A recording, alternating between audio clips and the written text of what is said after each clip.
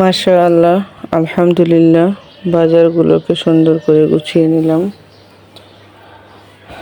দেখতেই পাচ্ছেন, থানকুনি পাতা, বেগুন, কাঁচামরিচ, পটল, ডিম এগুলোকে ভালো করে ধুয়ে মুছে পরিষ্কার করে নিয়েছি।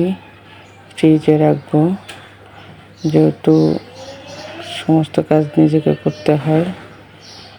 তো আসসালামু আলাইকুম প্রিয় ভাই ও বোনেরা, দেশ ও দেশের বাইরে যে যেখানেই আছেন সবাইকে জানাই আন্তরিক শুভেচ্ছা। তো দেখতে পাচ্ছেন, আমি আজকে রান্না করছি চিংড়ি মাছ দিয়ে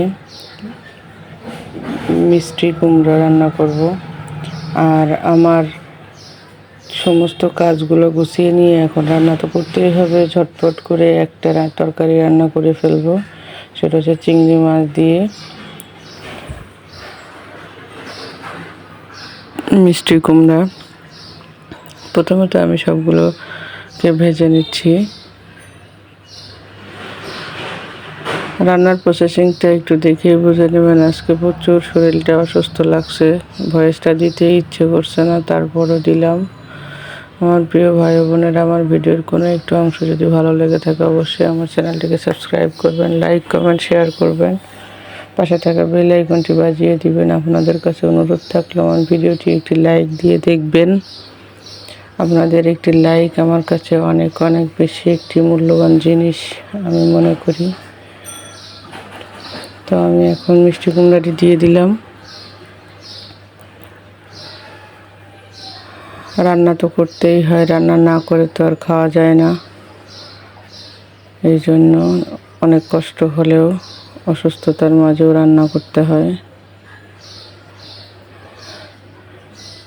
তো আমি ঢেকে দিলাম, যেহেতু মিষ্টি কুমড়া অল্প সময়ের ভিতরে হয়ে যাবে।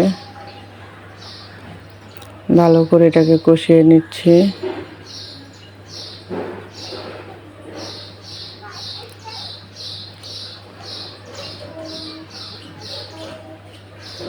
মাশাআল্লাহ, আমার কষানো হয়ে গেছে। এখন আমি পরিমাপ মতো ঝোল দিয়ে দিব। আর মিষ্টি কুমড়া যেহেতু বেশি ঝোল দেওয়া যাবে না, অল্প করে দিতে হবে। ভাজি হলে দিতেই হয় না, যেহেতু আমি ঝোল রান্না করবো এই জন্য আমি অল্প দিয়ে দিলাম, এটাই হয়ে যাবে। তো দেখুন, মাশাআল্লাহ আমার রান্নাটা হয়ে গেছে। আমার প্রিয় ভাই ও বোনেরা যে যেখানেই থাকবেন ভালো থাকবেন, সুস্থ থাকবেন এই কামনা করি সব সময়। আল্লাহ হাফেজ।